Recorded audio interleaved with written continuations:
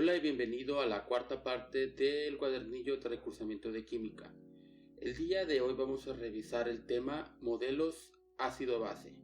El primer tema que vamos a revisar se titula ¿Cómo se modela el comportamiento de un ácido y una base? Los primeros modelos sobre ácidos y bases fueron inspirados a partir de sus propiedades. Por ejemplo, el sabor agrio de algunas sustancias originó el término ácido, que proviene de la palabra o del latín acidus. Por otro lado, se sabía que al quemar ciertas plantas se obtenía una sustancia que podía contrarrestar las propiedades de los ácidos. Principalmente los experimentos que llevaron a cabo esas conclusiones la realizaron los árabes, ¿sí? Y a estas sustancias se les llamó álcalis, que significa ceniza en la lengua en la que ellos hablan, que es el árabe. Sin embargo, pasó el tiempo, muchos años, y la gente tenía esa concepción de los ácidos y las bases. Conocía las propiedades de unos y las propiedades de los otros. Sin embargo, hasta 1663, Robert Boyle estableció un modelo que explicaba o buscaba explicar por qué los ácidos y las bases tenían estas propiedades, ¿sí? Y las relacionaba con indicadores que se encontraban en la naturaleza. En el cuadro de abajo podemos ver la separación, ¿sí?, de los ácidos y las bases a partir de sus propiedades. Tenemos 1, 2, 3, 4, 5, 6, 7 propiedades principales que tienen ácidos y bases, ¿sí? Y cómo se expresa esa propiedad tanto en unos como en otros. Por ejemplo, el sabor. El sabor del ácido, pues como su nombre lo indica, es un sabor ácido o agrio, como el sabor del limón, de algunos dulces, el yogur también tiene acidez, entonces también el yogur natural también tiene un poco de sabor agrio. El tomate también tiene acidez, la salsa de tomate sobre todo. Sí, los alimentos o las sustancias que son ácidas tienen un sabor agrio, ¿sí? Por el otro lado, en las bases el sabor es amargo, ¿sí? Tiene un sabor amargo. La sensación en la piel, o sea, cómo se siente eso en la piel. Los ácidos, pues picante o punzante, ¿sí? Si tú tienes, por ejemplo, te estás arreglando una batería de automóvil y te cae un poquito de ese ácido en la mano, pues sí se siente el ardor, ¿no?, del ácido que te cae. Y por otro lado, las bases, pues es resbaloso, similar al jabón. De hecho, el jabón es la basificación de las grasas y la emulsificación, ¿sí? Pues una mezcla de bases con grasas naturales o animales y forman jabón. Entonces las bases tienen esa sensación resbalosa. La siguiente propiedad es cambio de color al tornasol. El tornasol es un indicador de pH, que más adelante lo vamos a ver, pero es el más famoso, ¿sí? Tiene un color original y cuando tú lo expones a un ácido o a una base, cambia de color, ¿sí? En los ácidos cambia a rojo y en las bases cambia a azul. Los ácidos pueden reaccionar con carbonatos. Los carbonatos son aquellas sustancias que tienen carbono en su fórmula o tienen carbono dentro de su composición, ¿sí? Como el carbonato de calcio, que es la cal, entre otros. Cuando el ácido reacciona con esas sustancias que tienen carbonatos, producen efervescencia, producen burbujitas. En cambio, cuando tú haces reaccionar una base con un carbonato, no produce efervescencia. Ahora, la reacción con los metales es un poquito diferente. Cuando tú le pones ácido a un metal, hay metales que sí reaccionan y hay metales que no. No todos los metales reaccionan. Sin embargo, los que sí llegan a reaccionar liberan hidrógeno en forma de burbujas también. Sin embargo, con las bases no hay reacción, ¿sí? Los ácidos tienen un poder disolvente grande. De hecho, pues es bien sabido que si tú quieres disolver algo o separarlo o deshacerlo, lo pones en ácido, ¿sí? Sin embargo, las bases forman emulsificantes. O sea, es una emulsificación lo que se hace. Por ejemplo, si tenemos grasa, nosotros le echamos un jabón, ¿sí? No le echamos ácido a la grasa. sino lo echamos jabón para que se emulsifique también, ¿sí? O sea, que se haga como una plastita de toda la grasa. Ahora, en la neutralización, ¿cómo se neutraliza un ácido? Pues con una base. ¿Y cómo se neutraliza una base? Utilizando un ácido, ¿sí? Como actividad número 8, van a indicar si cada uno de los siguientes enunciados corresponde a un ácido o a una base, ¿sí? Y la respuesta pues está fácil porque viene en la tabla que expliqué anteriormente. Ahora, veamos el primer modelo formal de los ácidos y bases que se originó después del de Robert Boyle. Y se llama modelos de Arrhenius y Bronsted-Lowry. Una vez que Robert Boyle enlistó las propiedades de los ácidos y las bases, varios científicos comenzaron a proponer varias teorías tratando de explicar el origen de los comportamientos, ¿sí?, que tenían los ácidos y las bases. Si se fijan, pasaron muchos años, porque Robert Boyle lo hizo en 1663 y hasta 1884 Svante Arrhenius definió a los ácidos y bases en función de los iones que podían formar. ¿Sí? Si se fijan, pasó bastante tiempo. Y Robert Boyle básicamente explicaba los ácidos y las bases en sus propiedades que se podían ver a simple vista. Sin embargo, ya Svante Arrhenius trató de formular una teoría química de por qué se comportaban los ácidos como se comportan y por qué las bases lo hacen como se comportan. Él propuso las siguientes definiciones para ácidos y bases. Ácido es una sustancia que se disocia, o sea que se separa en solución produciendo iones hidrógeno, de tal forma que las características de los ácidos son propiedades del ion hidrógeno. ¿A qué se refería Arrhenius con esto? Que cuando tenemos un ácido y lo mezclamos en agua, ¿sí?, este ácido se va a separar en dos entidades. Esas entidades se llaman ion. Un ion, como tal vez vieron el semestre pasado, es una molécula química, no, perdón, no es una molécula, no, es una partícula química que tiene carga, ¿sí? Tiene o carga positiva o carga negativa, ¿sí? Si es carga positiva se le conoce como catión, si tiene carga negativa se le conoce como anión. Entonces, lo que decía Arrhenius es que cuando nosotros tenemos nuestro ácido, que aquí abajito es una fórmula HA, la HA es que la H es el hidrógeno y la A pues puede ser un metal o puede ser un compuesto o puede ser un halógeno, puede ser otras cosas, ¿sí? Sino el H representa el hidrógeno, que es el importante. Cuando este ácido lo mezclamos en agua se va a separar en dos partes, se va a disociar y en dos iones, en un ion positivo que es el ion hidrógeno y en un ion negativo que se va a conocer como anión. Entonces Arrhenius decía que los ácidos son aquellos que tienen iones de hidrógeno. Ahora sigamos con el de base. Dice aquí, base es una sustancia que en condiciones iguales libera iones hidroxilo, ¿sí? Que el ion hidroxilo es el ion OH negativo, ¿sí? De tal forma que las características de las bases son propiedades del ion hidroxilo. Y se fijan, aquí ya hay una diferencia. Los ácidos corresponden al ion hidrógeno y las bases al ion hidroxilo, ¿sí? Y aquí abajito viene la fórmula. Entonces viene la base, siempre es MOH. La M porque por lo general, si no es que casi todos, las bases tienen un metal, ¿sí?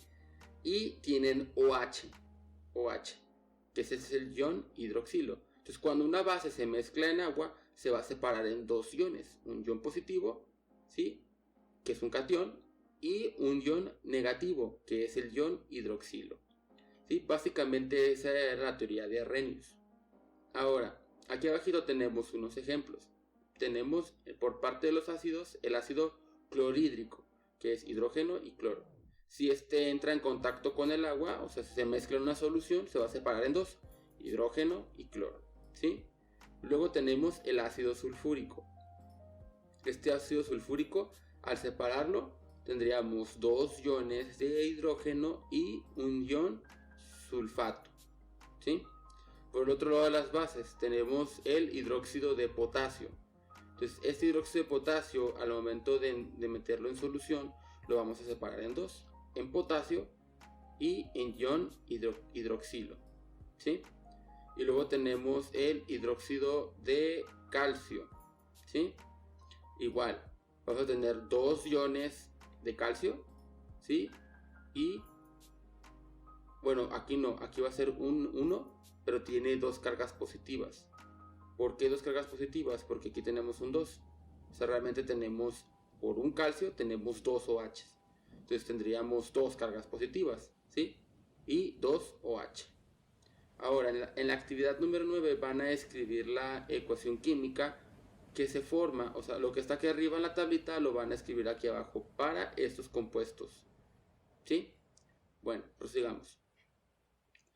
Dice aquí, aunque el modelo de Arrhenius suena muy bueno, presentaba algunas dificultades para explicar algunas excepciones, sobre todo en los iones que se formaban por la molécula agua. ¿Sí? El agua también tiene las dos partes, tiene ion hidrógeno y ion OH. Entonces cuando se separa, se encuentran las dos y no podía eso explicar a Arrhenius cómo una sustancia tenía las dos propiedades, ¿sí? En 1923, Johannes Brønsted y Thomas Lowry propusieron de manera independiente un modelo más amplio de estos ácidos y bases, ¿sí? Estos dos científicos de hecho no se conocían, no trabajaban juntos, de hecho ni siquiera sabían que estaban trabajando en lo mismo, pero llegaron a la misma conclusión, no al mismo tiempo, pero sí en una ventana de tiempo muy similar. Entonces es algo muy curioso que siempre se ha conocido. Y lo que ellos hicieron, su trabajo fue ampliar el modelo de Arrhenius para introducir ciertas características que no podía explicar esa teoría de Arrhenius. Ellos establecieron un modelo, ¿sí? El modelo Brønsted-Lowry, y establecía que un ácido es una sustancia que dona un ion hidrógeno o protón a otra sustancia. Ahorita vamos a ver bien cuál es el concepto de donar o regalar o dar, ¿no? Y una base es una sustancia capaz de aceptar un ion hidrógeno o protón. De acuerdo con este modelo, la reacción general que ocurre cuando un ácido se disocia en el agua es la siguiente, ¿sí? Esto es lo que pasa cuando un ácido se disocia en agua. El ácido, al donar un protón, que ya vimos que era el hidrógeno, ¿sí? Porque la teoría de Arrhenius no estaba mal, solamente no estaba completa. Ese protón que se forma, una base conjugada de ese ácido. Y una base, al aceptar el protón, forma un ácido conjugado. ¿A qué me refiero? Habíamos dicho que el agua puede comportarse como un ácido y como una base. ¿Por qué? Porque tiene iones hidrógeno. Cuando el agua cuando está en agua, aunque suene medio raro, el agua cuando está en agua, o sea, no está como H2O, sino siempre está separada. Está separada en iones hidrógeno y iones hidroxilo. Entonces, dependiendo de que tú le mezcles, el agua se va a comportar de una manera o de otra. Si tú le mezclas un ácido al agua, el agua va a funcionar como base, ¿sí? Si tú le agregas una base al agua, el agua se va a comportar como ácido, ¿sí? Eso se llama amfoterismo, la capacidad de tener las dos identidades de ácido y base, ¿sí? Entonces, cuando el ácido lo ponemos en agua, se va a separar el ácido en ion hidrógeno, ¿sí? Y en un anión negativo. Y como el agua va a funcionar como base, ese ion hidrógeno no se va a quedar volando, no se va a quedar de ahí perdido, sino que el agua lo va a recibir, lo va a agarrar y se lo va a quedar y va a formar una molécula nueva que es un ion hidróneo, se le conoce, que es H3O positiva, ¿sí? Porque aquí le está sobrando un hidrógeno. Y se queda nuestro anión normal. A este H3O positivo se le conoce como ácido conjugado. Y el resto como base conjugada. Vamos a observar lo que ocurre cuando se disuelve el ácido clorhídrico en agua. Bueno, tenemos nuestro ácido, que es el ácido clorhídrico, HCl. Y lo vamos a mezclar con nuestra base, que es el agua, H2O. Cuando estos se mezclan se disocian, ¿sí? Y este hidrógeno del HCl pasa a combinarse con el H2O y nos va a formar H3O positivo, y ese se le va a conocer como ácido conjugado porque es el que aceptó el protón, ¿sí? Que donó nuestro ácido. Y el cloro negativo, como anillo negativo, va a ser nuestra base conjugada. Ahora observemos la misma reacción pero con el amoníaco, ¿sí? Que el amoníaco es una base. Entonces tenemos base, que es el amoníaco, más en este caso el agua va a actuar como ácido, ¿sí? Y cuando el agua actúa como ácido, es el que va a donar el protón. Entonces este protón se va a unir con el amoníaco y tendríamos NH4 positivo y sería nuestro ácido conjugado porque es el que aceptó el protón. Y el OH o ion hidroxilo será nuestra base conjugada. Ahora, como actividad van a escribir o van a hacer las siguientes actividades en el cuaderno. Número 1, escribe la base conjugada y los ácidos conjugados de estos ácidos y de estas bases, ¿sí? Siguiente tema es ionización, diferencia entre los ácidos y bases fuertes y débiles. El primero que vamos a ver es electrolitos y no electrolitos. Los electrolitos son sustancias que cuando se disuelven en el agua son capaces de conducir la electricidad. Si no hay electrolitos en una solución, no se puede conducir la electricidad. Muchas personas piensan que el agua es la conductora de la electricidad, pero no es así, son los electrolitos. Una solución de agua sin ninguna sal o sin ningún electrolito no va a poder conducir la electricidad. Las sales, los ácidos y las bases son ejemplos de electrolitos.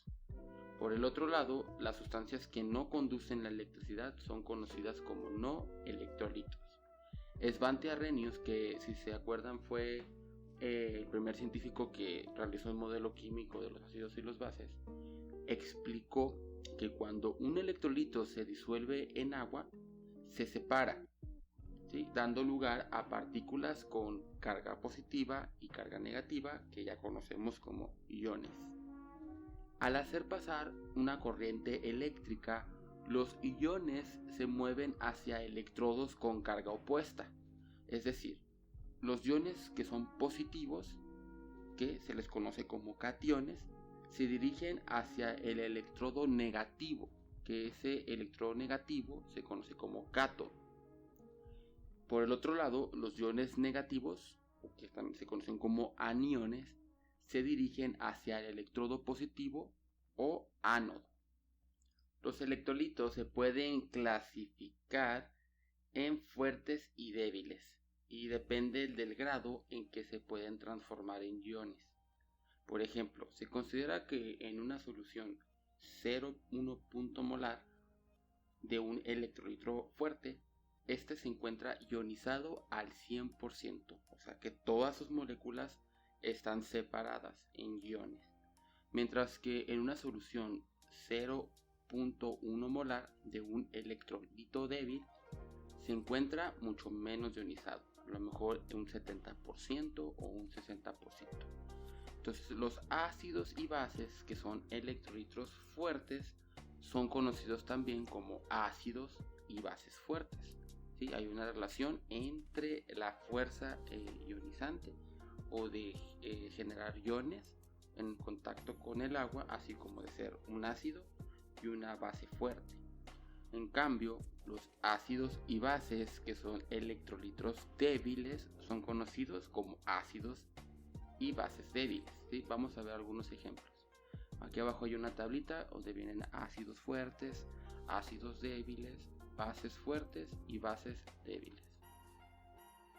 Por los ejemplos más característicos de las bases fuertes, pues tenemos el ácido clorhídrico, el ácido bromhídrico, el ácido iorídrico, el ácido nítrico y el ácido sulfúrico, que son ácidos fuertes muy famosos. Por el otro lado de los ácidos débiles, el ácido fosfórico, el ácido acético, el ácido carbónico, bórico y cianhídrico. De hecho, el ácido fosfórico se encuentra en la Coca-Cola, el ácido acético es el vinagre, como tal. Tenemos luego las bases fuertes, que la más famosa o la más conocida es el hidróxido de calcio. También tenemos el hidróxido de estroncio y el hidróxido de bario. Y bases débiles, que es el hidróxido de magnesio, los hidróxidos más metales y el amoníaco. El siguiente tema que vamos a revisar son las sustancias indicadoras de pH. El pH es la forma en la que se expresa la acidez o la basicidad de una sustancia. ¿Sí? El pH es el parámetro que nos va a decir qué tan ácido o qué tan básico es algo. Sus valores van desde el 0 hasta el 14, ¿sí? No más, 0 a 14. Y para definir esa escala se tomó como punto de referencia al agua, porque el agua se considera una sustancia neutra y tiene un pH igual a 7, que si nos fijamos de entre 0 y 14, pues la mitad de 7. Los valores menores a 7 corresponden a sustancias ácidas y los mayores a 7 son considerados como sustancias básicas. Existen varias formas de medir el pH, pero una de las más sencillas y más económicas también es el método colorimétrico, ¿sí? Que es un método indirecto para determinar el pH de las sustancias. Se utilizan sustancias indicadoras de ácido base, las cuales son pigmentos naturales o también hay artificiales. El concepto o la forma en que funciona este método es a través de un fenómeno que se llama viraje, que es prácticamente el cambio de color. Tenemos un color original y si nosotros hacemos reaccionar ese indicador con un ácido o con una base, va a haber un cambio de color, ¿sí? Dependiendo de cuál sea ese cambio de color, es la acidez o la basicidad que obtendremos. La siguiente tabla sí muestra los indicadores que son pues, más utilizados sobre todo en los laboratorios. Y tenemos también esa tablita. Tenemos como primera parte el indicador, el nombre del indicador. Y luego tenemos el color 1, que ese es el color original que tiene el indicador. Luego la zona de viraje, que es el parámetro o el valor de pH en el cual va a ocurrir ese fenómeno que les comentaba, el cambio de color. Y tenemos nuestro color número 2, que es el color que va a resultar después de obtener el pH. También hay que indicar muy bien que el pH mide la cantidad de iones de hidrógeno, ¿sí? Entonces la cantidad de iones de hidrógeno que hay en una sustancia va a determinar el pH de esa sustancia. Nosotros tenemos un indicador, ¿sí? Tiene una cantidad determinada de iones de hidrógeno. Entonces, si les seguimos aumentando, pues obviamente eso va a generar una reacción que va a producir el viraje. Vamos a revisar algunos. Por ejemplo, el rojo de cresol, como su nombre lo indica, es rojo originalmente. Y cuando nosotros vamos aumentándole el pH y obtenemos un pH entre 0.2 y 1.8, que es un pH muy ácido, cambia a color amarillo. Otro muy utilizado en el laboratorio es el naranja de metilo, y en este caso su color original es el rojo y tiene una zona de viraje entre el 3.1 al 4.4. Y cuando llegamos a este pH, a este rango de pH, va a cambiar de amarillo a naranja el color, ¿sí? Una mezcla de los dos. Otro muy conocido es el tornasol. De hecho, podría decirse que es de los más famosos. Y el color original del tornasol es rojo. Y la zona de viraje es entre el 5 y 8 de pH, que digamos es entre neutro y ácido, un poquito básico también. Es una zona neutra, por eso es muy utilizado, porque no hay muchas sustancias muy ácidas ni muy básicas en la naturaleza, sino todas tienen como ese rango.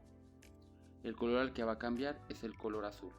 Otro también muy conocido, muy utilizado, y conocido también en los laboratorios, es la fenolftaleína. Y principalmente porque es muy espectacular, podría decirse muy vistoso la forma en que tiene el viraje, porque su color original es incoloro. tú le echas unas gotitas de fenolftalina a una solución y no pinta nada. Sin embargo, si le vas agregando ácido o base a la solución y llegas a un punto de pH de 8.2 a 10, que ya es algo básico, si ya no es ácido, sino ya es algo básico, va a cambiar a rosa, y es un rosa muy llamativo. Y así tenemos varios indicadores con sus colores originales, sus zonas de viraje y sus colores posteriores. Ahora, como siguiente actividad, pues van a buscar qué indicador utilizarían, ¿sí?, para encontrar el punto de viraje de las siguientes sustancias. También van a indicar si son ácidas, básicas o si son neutras, ¿sí? El siguiente tema es la característica logarítmica del pH. Si recordamos la teoría de Bronsted-Lowry, el agua puede actuar como un ácido o como una base, que eso le comentábamos que era una característica de anfoterismo, o se le conoce como que es una sustancia anfótera, cuando puede actuar con las dos naturalezas dependiendo de con quién se mezcla. Y vimos que el agua en sí como molécula, cuando está podría decirse disuelta en sí misma, o sea, cuando tenemos agua disuelta en agua, ¿sí?, aunque suene raro, actúa de las dos maneras al mismo tiempo, ¿sí? La fórmula de abajo lo explica muy bien. Pues, tenemos agua como ácido más agua como base, y esa se va a separar, ¿sí?, porque dijimos que se separa, y tendríamos uno de los hidrógenos del agua que actúa como ácido se formaría una unión con el agua que actúa como base y nos daría un ácido conjugado, ¿sí?, que sería el ion hidroxilo. Y como esta molécula de agua que perdió un hidrógeno porque se lo donó a la base, nos quedaría como como OH negativo, y esa sería nuestra base conjugada, ¿sí?, y como nuestro ion hidroxilo, ¿sí? El H3O me equivoqué, no es ion hidroxilo, es ion hidronio, ¿sí? Se le conoce como ion hidronio. Una vez que los científicos vieron eso en el laboratorio, trataron de determinar la concentración que había de unos iones y la concentración que había de los otros iones, ¿sí? Y ellos hicieron un experimento para determinar cuánto había de cada uno a 25 grados, ¿sí?, de agua pura, sin ningún tipo de sustancia. Y determinaron lo siguiente. Determinaron que en el agua pura a 25 grados centígrados existía una cantidad igual. Sí, existía 1 por 10 a la menos 7 mol por litro de ion hidronio, ¿sí? Que este ion hidronio, para no confundirnos, porque no lo vamos a utilizar, el que vamos a utilizar es el ion hidrógeno, que realmente es lo que actúa como ácido, el ion hidrógeno, ¿sí? Tiene una cantidad de 1 por 10 a la menos 7 mol por litro, así como también el ion hidroxilo tiene una cantidad de 1 por 10 a la menos 7, sino que estaban equilibrados. Y después análisis adicionales pues revelaron que en el agua pura siempre va a ser una constante, o sea, siempre va a estar en esa proporción todo el tiempo, no va a variar, y le llamaron constante del producto iónico del agua, o KW. Y siempre la suma entre estos dos va a ser 1 por 10 a la menos 14, ¿sí? Entonces, esta concentración nos sirve para determinar si una solución es ácida o si es básica. Por ejemplo, los científicos pues casi toman como referencia la cantidad de iones hidrógeno, porque como es equivalente, pues no toman los dos valores, sino porque si tú tienes una cantidad de uno, pues va a aumentar la cantidad del otro. ¿A qué me refiero? Si tú tienes más iones hidrógeno, vas a tener menos iones OH, y eso provoca que la solución sea ácida, ¿sí? Veamos aquí en la tablita de abajo. Tenemos que una solución ácida, el pH siempre es menor a 7. Por lo tanto, la concentración de iones de hidrógeno siempre va a ser mayor a 1 por 10 a la menos 7, ¿sí? Porque para que una solución sea ácida tiene que haber más hidrógenos que OH. Por lo tanto, como dice aquí en la siguiente parte, la concentración de iones de hidrógeno es mayor a la de OH. En una solución neutra tenemos un pH de 7, que eso indica que la cantidad de iones de hidrógeno es igual a 1 por 10 a la menos 7, ¿sí? Y aquí la cantidad de iones de hidrógeno y la cantidad de iones de OH es igual. Por eso el agua pura se le considera como la única sustancia neutra que se encuentra de forma natural, podría decirse, si tú no hacerlo neutro, sino que de forma natural se encuentra de forma neutra. Todo lo demás, todas las demás sustancias o son ácidas o son básicas, ¿sí? Luego tenemos una solución básica, que en este caso el pH siempre va a ser mayor a 7, siempre mayor a 7. Y en este caso la concentración de los iones de hidrógeno es menor a 1 por 10 a la menos 7.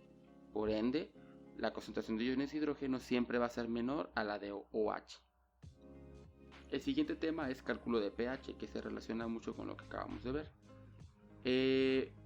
Los científicos, cuando empezaron a estudiar y empezaron a hacer cálculos, vieron que era laborioso y complicado estar expresando todo en números de concentración, en números de 1 por 10 a la menos 7, 1 por 10 a la menos 14.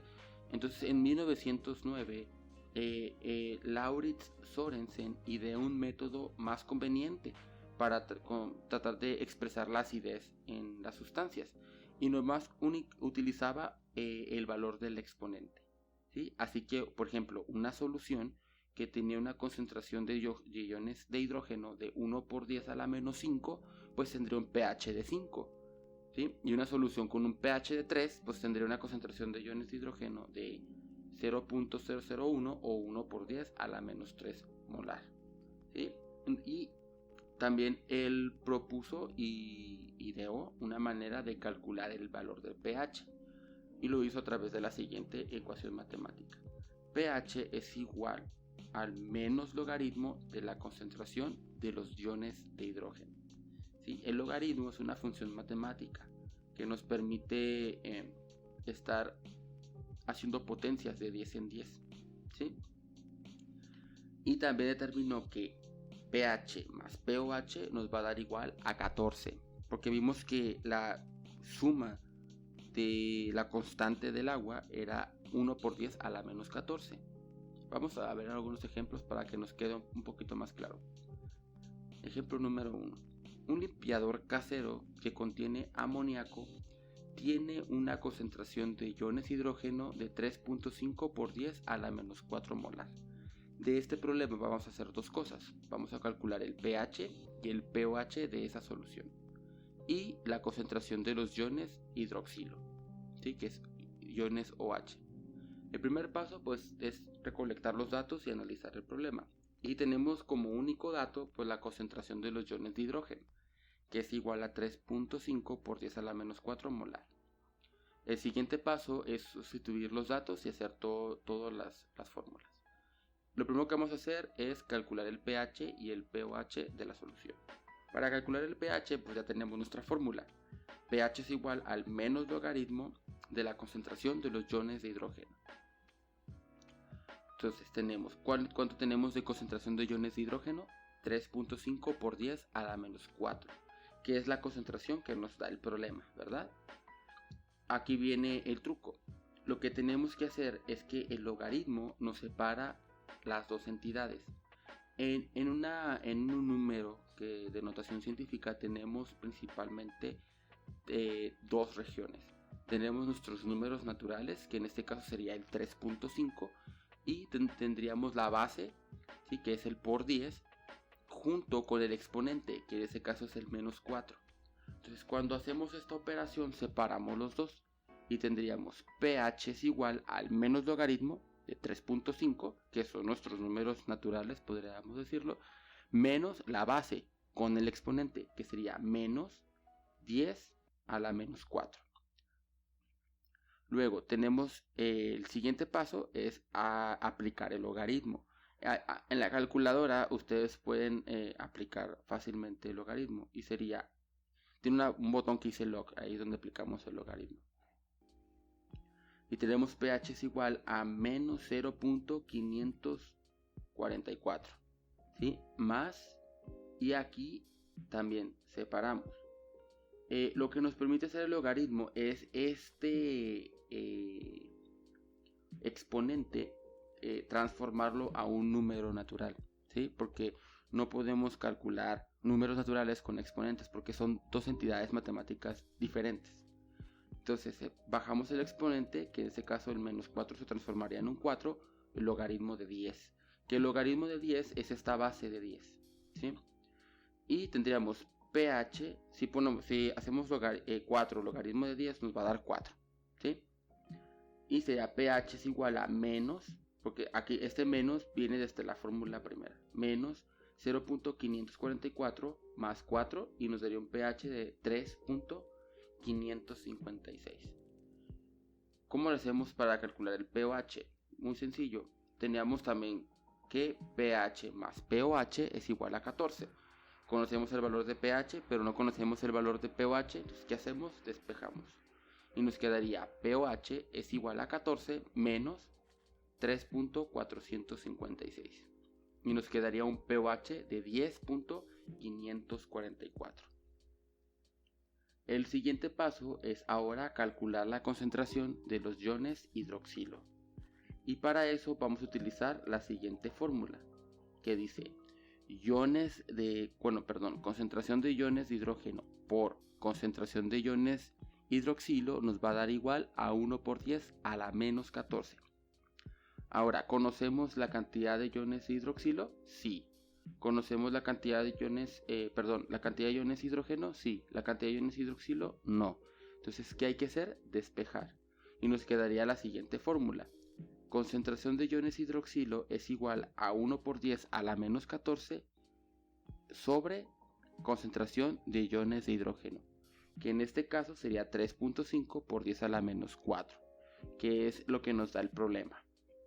Si hacemos la división nos daría 2.858 por 10 a la menos 11 molar. Y aquí se termina el primer ejemplo. Veamos otro ejemplo más para reforzar todavía más este tema. Tenemos ejemplo número 2. Calcula la concentración de iones hidrógeno en el jugo de limón si su pH es de 2.35. Ahora, si pH, ¿sí? Que es la fórmula que tenemos, si pH es igual al menos logaritmo de la concentración de iones de hidrógeno, entonces logaritmo de la concentración de iones de hidrógeno es igual a pH, ¿sí? Si movemos de un lado a otro. Por tanto, el logaritmo de la concentración de iones de hidrógeno va a ser igual al menos pH que tenemos, que nos da el problema, menos 2.35.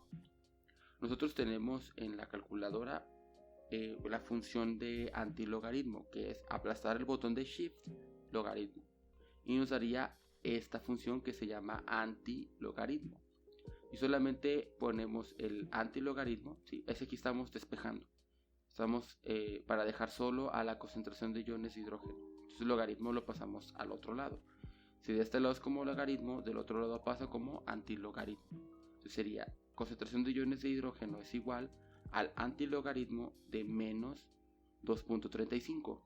Si aplicamos esto en la calculadora nos va a dar un resultado de 4.47 por 10 a la menos 3 molar, ¿sí? Y como último ejercicio pues van a resolver los siguientes problemas en su cuaderno. Muy bien, hasta aquí terminamos la cuarta parte del cuadernillo de recursamiento. Muchas gracias por su atención y nos vemos después.